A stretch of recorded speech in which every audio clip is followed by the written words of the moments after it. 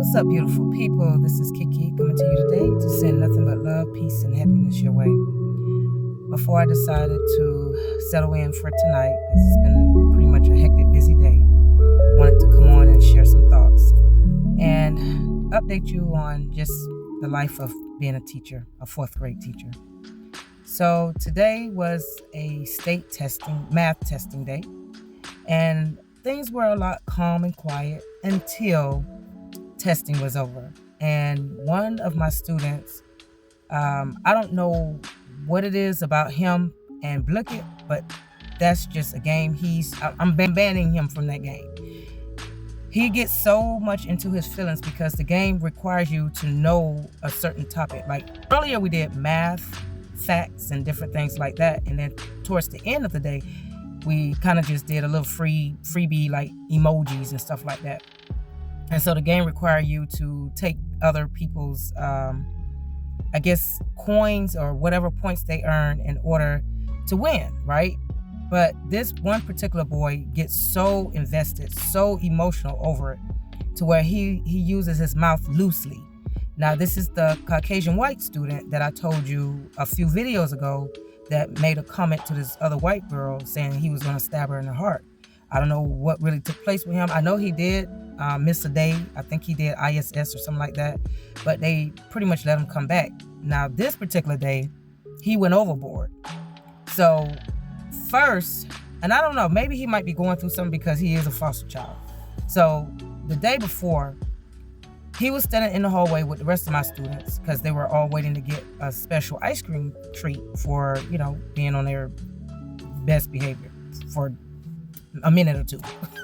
And so while he was out there in the hallway waiting with the other students, he decided to start humping the wall, like groping his body, his front part against the wall. So another one of the teachers, the para, she saw it.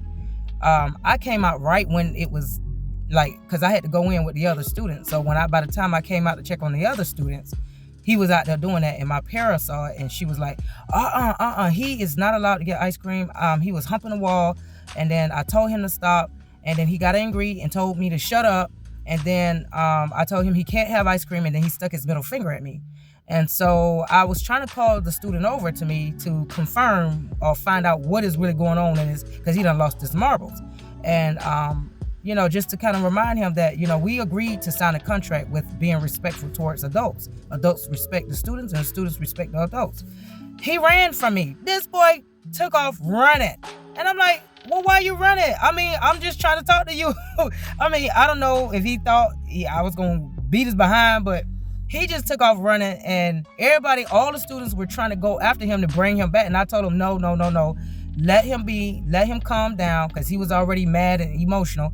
And I didn't want no more triggers. So by the time it was time, all the students got their ice cream, they ate the ice cream, it was time to transition to another class, he was still hiding. So I went ahead and tried to contact the front office like they instructed me to. And nobody answered the phone. So I said, well, let me call the principal. She didn't answer the phone. Now, this is what I'm told to do. This is the protocol that they keep drilling in my brain, to call this person, then call the next person, then call the next person, then call and see, this is testing week, so everybody's kind of busy and they're not fully available to deal with discipline as much as they can. But anyway, eventually I caught up with one of the principals, and I was like, look, I need your help, because I did not sign up to be a track runner, and I am not about to chase this child around this school. So can you please call for backup, because he is being, he's non-compliant. He's not, he's being defiant, and I don't know what to do with this boy. So she eventually caught up with him, and I wrote him up on a referral. His ass still showed up the next day in my classroom, like, la, la, la, la, la, I'm here. So I had to deal with that. He came back. Everybody mad at him because, my students, they like to aggravate the hell out of me, but at the same time, they are very protective over me. Like, they don't want nobody disrespecting me. If they want to be sassy, they want to be sassy. If they having a bad day and I'm telling them to do something, they want to slam stuff and smack their teeth and roll their eyes. And I always tell them, you might as well go catch them, because that ain't gonna stop the rules. That's not gonna stop the instructions. So they didn't like the fact that the boy was disrespectful. So they kind of get together and they start outcasting him. And I tell them not to do that. because every student they cope with stressors and depression and problems at home in a different way, and you got to have patience and compassion for people, because I got to have patience for y'all when y'all start acting an ass. But anyway, they eventually they didn't bother him, but then when they played that game, they made sure to bother him, and I'm like, oh God.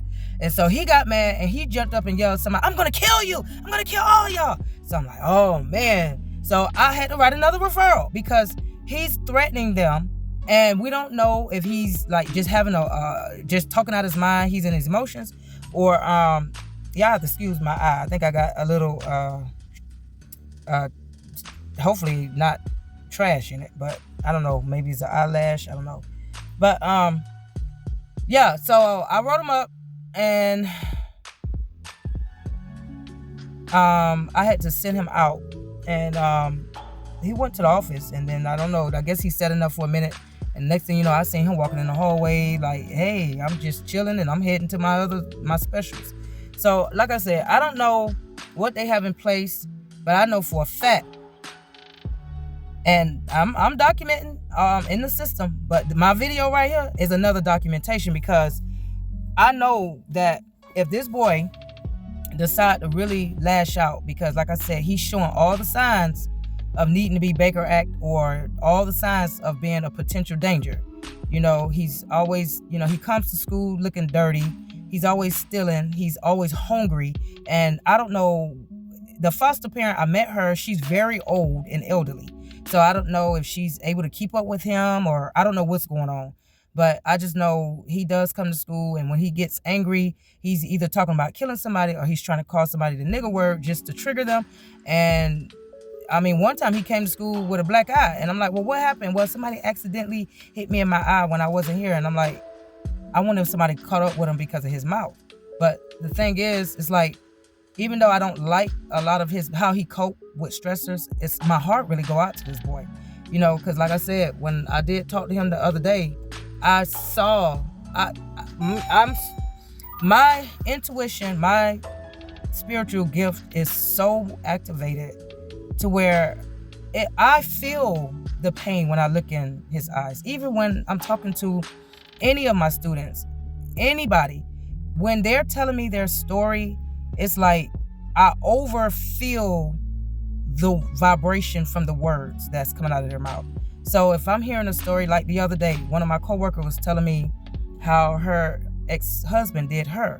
She was telling me that, because I told her I'm stressed and I feel like people, they always rely on me, but it's like I have limited choices to who I can rely on for comfort and support and things like that.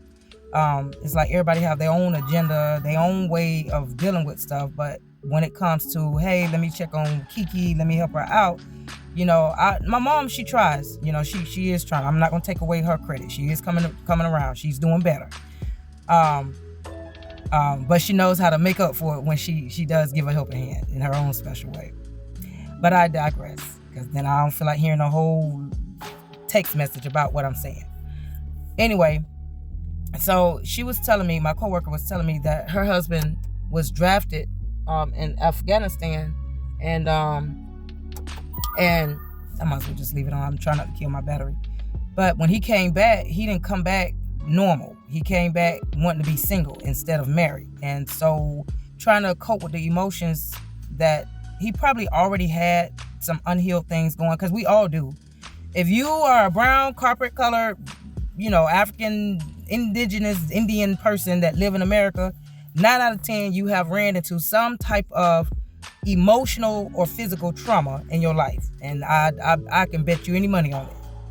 Even if you wealthy, you have ran into some type of trauma that have left a deep wound within you. And some people heal from it, and some people ignore it and pretend that they're good. They've been good for all their life. And no, that's not how this world is set up. That's not how the universe is set up. And I promise you, and I'm broke, but I will bet every little penny I have that if Jesus went through some issues, and he was the Son of God and very special with unique powers, unexplainable powers, and he went through some hell, oh, believe me and you got some trauma going on deep within you. Because I know if Jesus would have survived, possibly, and that's another story for a different day. Um, those whips and stabbings in the side with the spears and stuff like that, he would have been walking around with another traumatized individual, But like I said, her husband went over there, came back, not himself, but his mindset was, let me cope with what I experienced. Now, I told you in another video that when people go over there to fight in those wars, you lose a piece of yourself. And you got to figure out what is worth sacrificing. Just like when you become a famous rapper, you become a famous actress, actor, singer, whatever, you lose a piece of yourself. Even if you decide to become a popular influencer on YouTube or a famous somebody in the politics, or a president or whatever, you lose a piece of yourself because, first of all, you're going to lose your privacy. And there's no such thing as, you can just do the normal stuff that you used to do. Secondly, what are you willing to sacrifice? Because sometimes you got to sacrifice your dignity, your morals, for the love of money, just so you can fit in with the top-notch people. Because when they form their clubs and their cliques, they treat the people beneath them very different. And sometimes it comes with abuse, torture, mistreatment, a whole lot of crime. You don't believe me? Yeah, turn on the news channel and go check on all these celebrities that's being locked up. And I heard Obama and Oprah is on the list. I'm just waiting for the rest of the information to come out. But like I said, her husband came back not thinking clearly, not acting right. And I'm pretty sure he had to see somebody murdered, because that's something that is a long-term mental disturbance. And it's another name.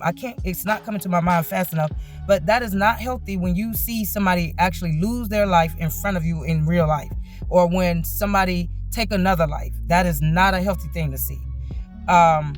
That's why when I think back, like I told y'all, when I lived in Miami most of my early childhood years, I've seen things that I know that I shouldn't have seen. Somebody shot this guy. I lived in a very rough area in Miami, somewhere in Opa-locka area. And this guy, I don't know if he owed some money. I don't know what happened. But during that time, it was a lot of Jamaicans that kind of ran that area. And he did something. And all I know is I heard pow, pow, pow, pow. And then the next thing I know, I heard, because I was way up the street playing with my friends. Because, see, back then, due to the special way I was living and growing up with my mother, there was not really a true curfew. So all I know is a few hours later, I heard paramedics and fire trucks coming up around the corner, speeding around up the street from my apartment. And then we all standing outside looking at them rope off the area and trying to figure out, okay, well, what happened? How in the world? I heard gunshots, but then now I'm seeing this car blazing on fire. And I see the man sitting in there burning up. I mean, you can see the body just melting and burning. And like it was fresh. And I don't know. I mean, they couldn't get enough fast enough to get him. He didn't make it. But that's the kind of life. But see, that's just one incident. But when you see stuff like that, it's hard to kind of bounce back from that, because you're trying to figure out what in the world could somebody do to deserve to lose their life like that. And second of all, who got the most evilest thinking to do something like that, especially if it's over materialism, drugs, and money, when you know there's more that you can access? Why take a life over it when it's not even worth it?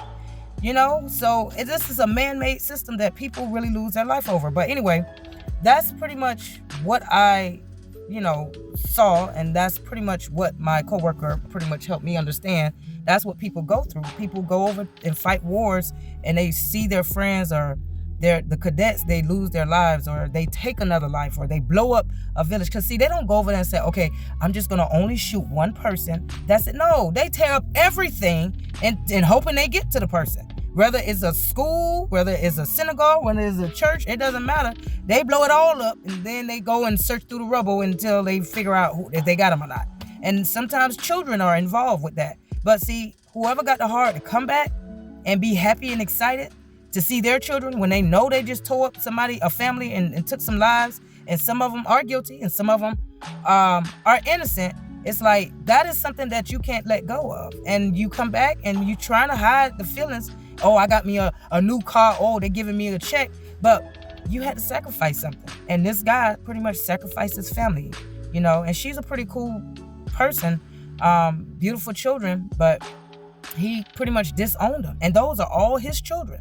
And he waited until when one of them turned 19 to reach out, but he's only reaching out because is an opportunist type of situation. But I'm not going to go too much in details on it, but I'm just letting you know, you have to really be mindful of just who you invite in your life, and especially who you decide to date. And the career is a big deal. These are the things that I've learned. When you're getting ready to date somebody, whether it's male or female, you got to know what type of relationship they had with their parents. You got to know what type of upbringing they had, right? And that's all about the past. I know people say, oh, the past is the past, people change. No, that stuff leave wounds in you as an adult. You also got to know if they have a lack mindset, because a lot of black people dealt with poverty.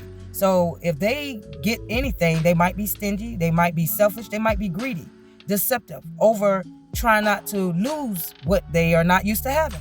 So you got to learn about that.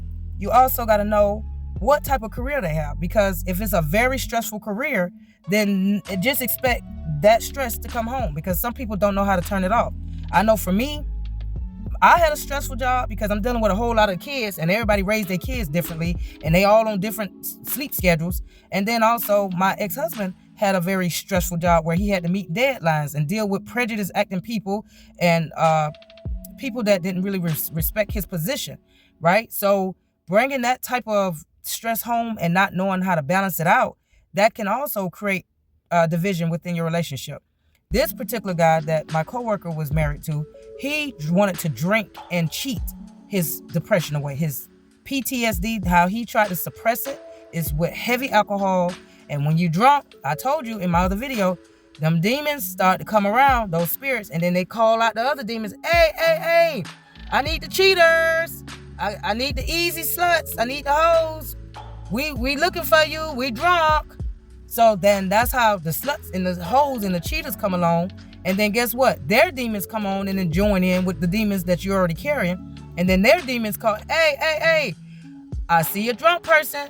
Let's steal from them. They don't know that they're losing their money. Hey, I need all the thieves. So all the demons that's tied to stealing and deceptiveness start taking away from the drunk person. And then, that's what I'm saying. It's a trickle down effect. One demon calling in another demon, and another demon calling in another demon, another demon calling in another demon. And so you want to try to avoid that type of issue. Now, I don't know how I got on this topic, but I'm taking my downloads and I'm regurgitating it, and y'all take it as you want. I'm just trying to help save you a headache and a pocket ache. Because I'm going to tell you, if you think you got all the answers and you know how to solve all the issues, then let me know. Because I know the divorce rate in that therapy office is getting full. It's increasing. So just let me know, because I want to know the secrets to survive it. But like I said, just make sure you study the background.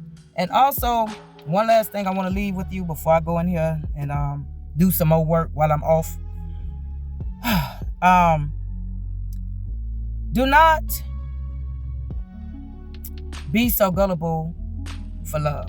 That's one thing I do want to leave with you guys. Do not be so gullible for love. There's times where, and let me tell you, that's another type of demonic spirit that exists too.